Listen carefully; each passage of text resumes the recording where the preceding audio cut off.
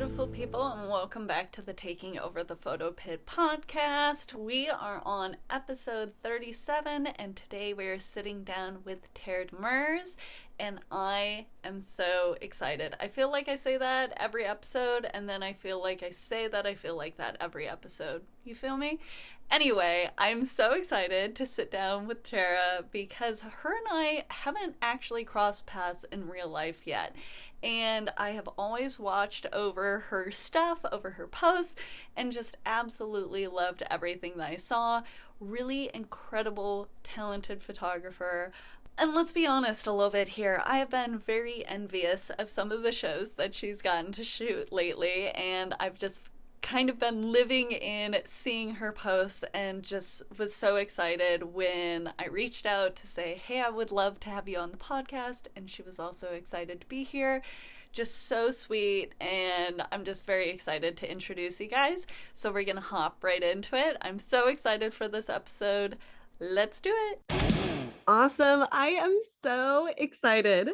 I am losing my mind because one of the things that I've liked so much about this podcast is sitting down and talking to people that I admire their work, that I look up to, their photos and follow them. And you are one of those people that I love following on Instagram. I love seeing your work pop up. So I am just so stoked to have you here. Just absolutely excited. I'm So really excited to be here. Yay. Let's just do a quick intro. Tell me about yourself. Tell me about, what you've been up to, how you got started in photography, music photography, background on you, all of that fun stuff. Yeah, so I am based in Boston right now, finishing up college, and I originally was from Texas, but now North Carolina. So doing the whole college thing still. I've been doing photography for probably 8 or 9 years, just kind of for fun, and then Wow. 2.5, 3 years ago, I got into music land and music photography. And it's funny, like, I have always been a music person. I mean, my first concert was One Direction. Nice. Um, Nice. yes. Um, and honestly, since then, I have fallen in love with live music and, being able to kind of start that at a young age. And it was interesting. I kind of started it as soon as COVID got into play. And Okay. obviously, shows weren't happening at that time. So it was kind of difficult to do Mm-hmm. anything with it. So my first show was a local, like, show with a bunch of different people, and friend of a friend had me out and got to kind of explore it and see what it was like, and I have loved it ever since. So yeah, probably again 2.5, 3 years now. Been a fun journey. That's so exciting. I feel like for 3 years, like your work is really impressive. I always just like love seeing, I don't know, you have such a uniqueness of like what you capture.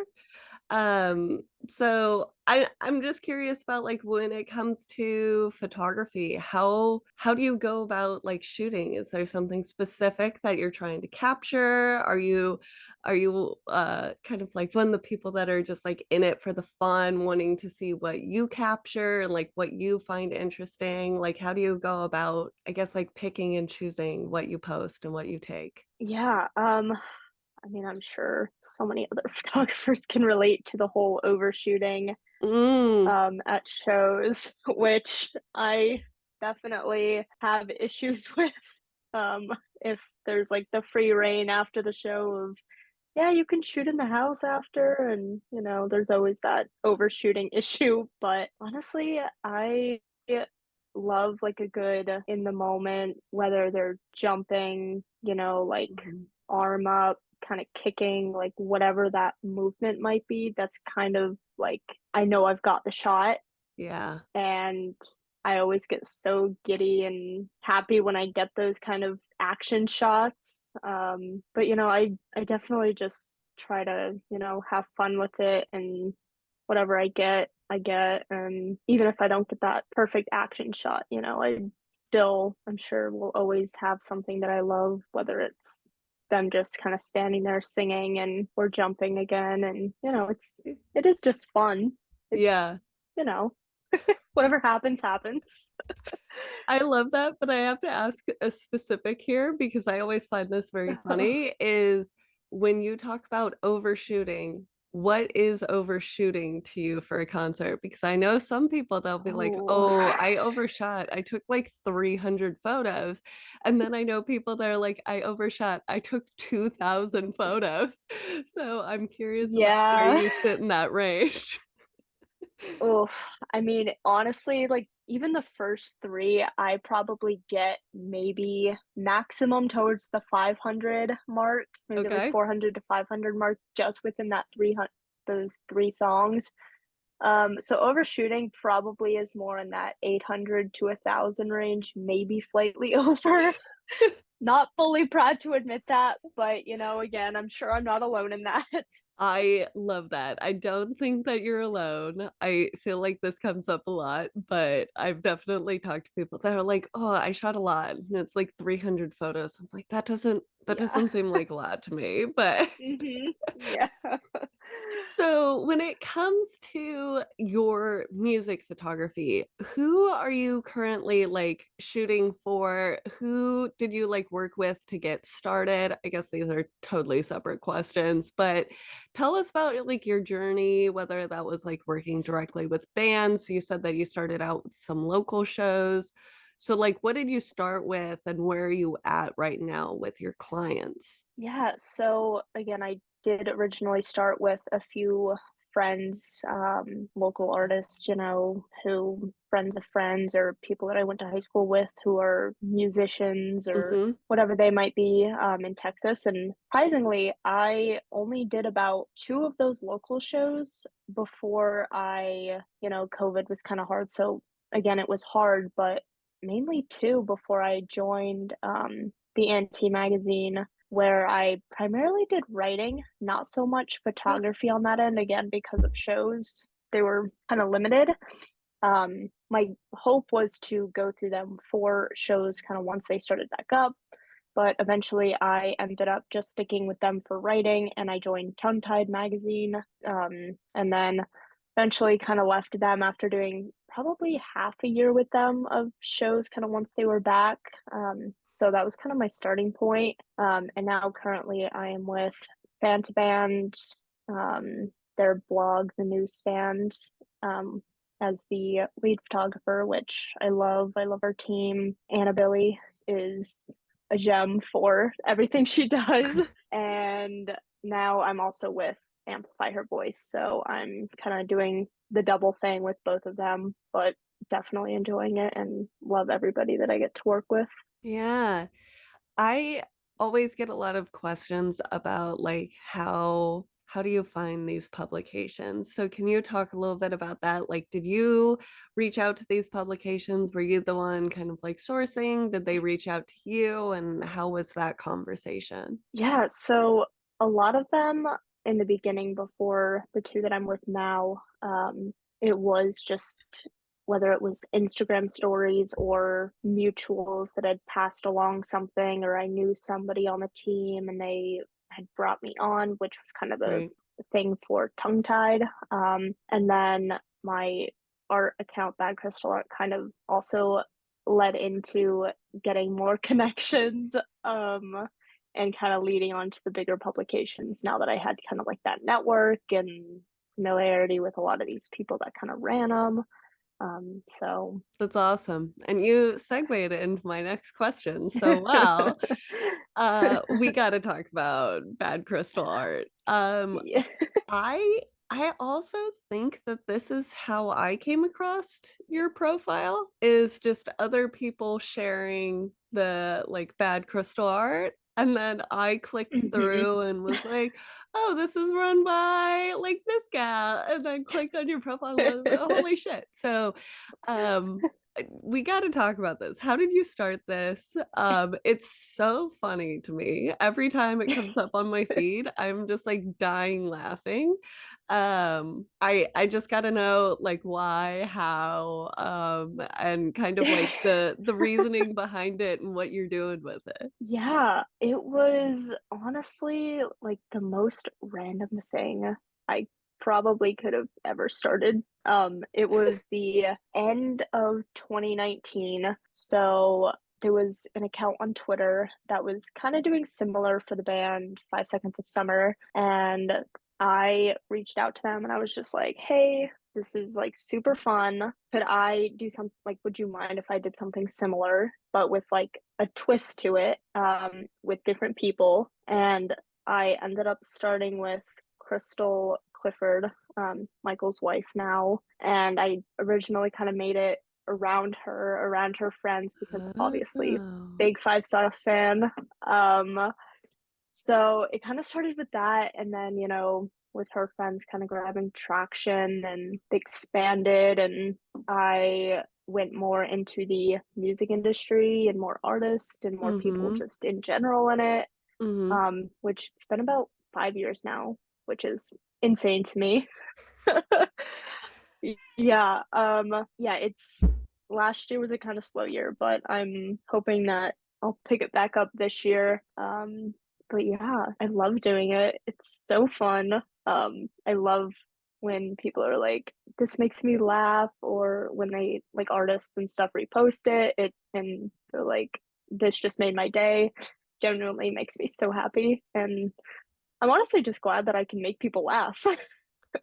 Yeah, it's just so fun to see, and especially when like I think that you posted something during like the Oscars award shows and stuff, and like when my Hmm. feed just has so many like pictures of the same people and like all of this like super fancy, and then I see the art, I'm just like dying. I'm just like this is great. This is a good little break in my feed, little break in my day.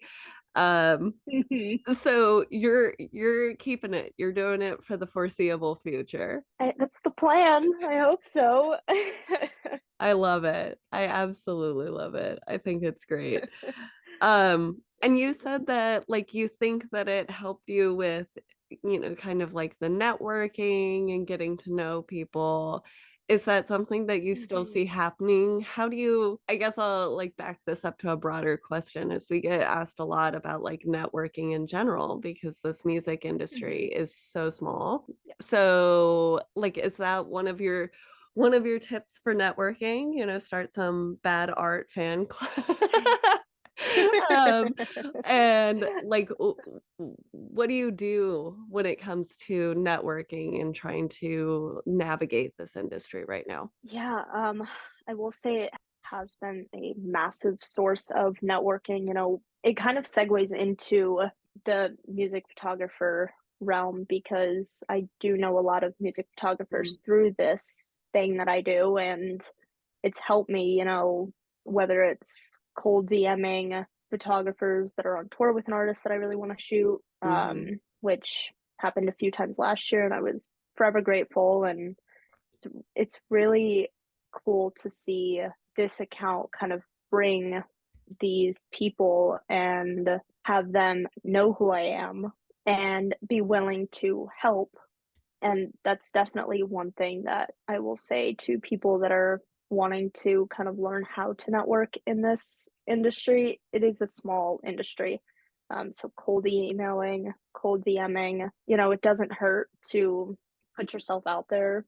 I will always live by the motto, the worst they can say is no, but at least you tried. Have fun with it. If you know people that know people, never hurts to ask. yeah, that's great advice. I feel like it is very hard to find those contacts and find, the right people, and cold calling is scary because people are like, am I reaching out to the right person? Am I saying the same Yeah. thing or the right thing? Hmm. But just going for it, and either you're going to get ignored or they're going to say no. And honestly, getting Exactly. ignored isn't that bad. Yeah, because at least they saw it Yeah, potentially. love that. I wanted to ask you because I'm like, I have your Instagram up on my screen as well, and I'm just like scrolling through your photos. I have to bring up you photographed Taylor Swift, the Eras Tour. I did. Yes. Can you talk about that? Because I feel like that is everyone's kind of like holy grail of concerts right now. So very Yeah. curious about this. How did that come about? What'd you do? All that fun stuff. Yeah. I went through Amplify Her Voice, which quick little plug if you're not following them, follow them. Great company, great people who run it. I'm honestly so grateful for them having me on the team with some other phenomenal photographers, and just really hardworking people. And asked them, we have a system that, kind of goes through like Google Forms and stuff. Mhm. So they basically choose like which shows we can do and all that. So I requested it and they gave me the okay. So I emailed Tree, Taylor's day one, and it did take a little pushing on follow-ups. I Yeah. will say I think it took maybe two or three before I got a response. Yeah, so the process was, I mean, once she got back, somebody else on the team was CC'd also, and they were looking for a review and photos, which done. Yeah. So I was like, okay, I can do that, and I sent some previous coverage of reviews and stuff that I had done. And from there, it was a relatively easy approval. It was a little quick on the needing to rent a lens to the show. So, I mean, I was still able to get that lens rented and get it all set, but it was super fun. Once the show kind of came and made it into the stadium, we all kind of met up, and in the photo pit, Shri came out and talked to us and introduced herself. Sweetest woman ever. Basically explained what was going to happen, and there's going to be plenty of time to get the shots, and it was so fun. So Yeah. fun. I would, yeah. Crazy. I was gonna ask Yeah. about the lens, because Mhm. obviously for anyone that knows anything about the Eras Tour, like these are massive stadium shows. So Mhm. what kind of lens did you have to rent? And did they give you a heads up beforehand saying like, hey, you should probably rent a lens? Or were you just like, hey, I'm probably gonna need this? Yeah, luckily I had a few friends that had shot it at previous shows, so they had said you're gonna probably need a lens. So I rented a 150 to 600, but in the email they also said and gave like a few lens recommendations, which was super nice. And they did say bring a step stool if you have one. So Okay. glad I did have one. It was very nice to have that heads up Yeah. and be prepared. Yeah, I'm seeing that more and more often. I've been shooting a weird amount of stadium shows, and I'll get emails that now say, like, hey, these are the lenses that we recommend. Please bring Mhm. a monopod and a step stool. Yep. And I'm just like, holy cow, these people know so much about photography. Right? But So nice. I love that you were able to rent it and get it in time, and your photos are incredible and so Thank sharp, you. which is, always hard when you're shooting that far. Was this just kind of one of those like you were trying to do everything for it? You were like, "Hey, I'm gonna rent the lens. Yes, I'll do the write up." Like, um, would you do it again? I guess is my Yeah. question. Oh, yeah, I would 100% do it again. Again, it was an absolute dream for even getting approved. And again, so grateful for Amplify for giving me the chance to even put in for it and cover it for them. Yeah, would 1000% do it again in a heartbeat. And you said something earlier that I think is so important too, is that you said it took two or three follow-ups before you got a response. Yes. So, yeah, don't be afraid to reach out numerous times. Is that common for you? Do you do your own requesting? I guess I should ask. I do, yeah. For both publications, it's usually my own reaching out and own follow-ups, just CCing the head photographer or editor-in-chief or whatever it might be. But yeah, I do reach out on my own. Do you normally like follow up for every single one?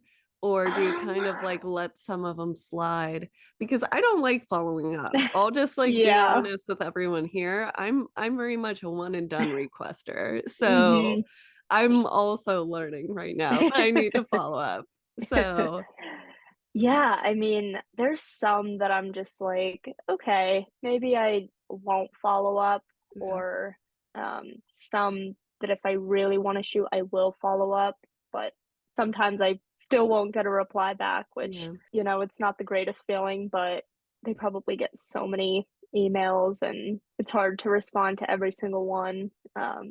But it depends. It's kind of a mix. Do you have any tips for people listening of like how you kind of do your follow-ups or your first initial email that you've seen success with? Because I know that that's kind of a tricky hmm one for everyone as well. Yeah, so usually my emails are relatively straight to the point. I'll mention who I am, I'll hyperlink my name to my Instagram or website, so they can easily click on that. I'll hyperlink the publication, so whoever I'm shooting with, and just kind of like a little blurb about what they do. And then I'll get kind of straight to the point, like I'd like to request photo pass and a ticket to shoot, and then like artist, venue, Mhm. city, state, all that, date, tour venue. Just basically end it with, let me know if this is possible, thanks so much, and send it off and hope for the best. Yeah, that's really good advice just to kind of keep it short and simple. hmm Especially for, publication, I shouldn't say publications, like PR and management, like hmm Taylor Swift's, that's probably Yes. getting thousands of emails a day. I have no Yeah. idea, but just to hmm keep it short and simple so you can get to the point, I think is Yeah. great advice. Love that. My last question for you was really just to see if you had any like advice, best tip that you've gotten over your career and over this journey that you wanted to pass along to everyone listening. Yeah. I mean, again, I'll kind of reiterate on the worst they can say is no. So, I mean, whether it's whatever, like photography, anything kind of creative, do the cold email. Again, the worst they can say is no. Yeah, again, it's probably not the greatest feeling to get that no, but at least they read it, and there's a chance maybe in the future. Just have fun with it. Like photography is different for everybody, whether it's editing style, capturing the photos, whatever it might be. Have fun, do what you love. Love that. I think that there's so many of us, especially like the people that I've been talking to, that just love photography and love music. And like we're here Mhm. because we love it. So I love that you're reiterating that just to go have fun with it. It's not that serious. Do some bad crystal art maybe in the meantime. Exactly. Exactly. If you need some tips on that, I got you. Absolutely love it. Well, thank you so, so much for joining me on the podcast. It was so lovely just to have this quick chat with you and talk about your journey and your tips because I just absolutely love everything that you do. Please give a quick shout out for where people can follow you and the publications that you work with. Yeah, thank you for having me for one. I'm on, Instagram, Twitter, all that stuff. Bad Crystal Art. I am Tara Demers. Tara's photo with an X at the end. Twitter's Bad Crystal Art. Publications, Band to Band, and Amplify Her Voice, just their names. Go follow her. You're not going to regret it. She has amazing work. So thank you. Thank you again for being with me. It was so lovely to talk to you. Thank you so much. I had so much fun.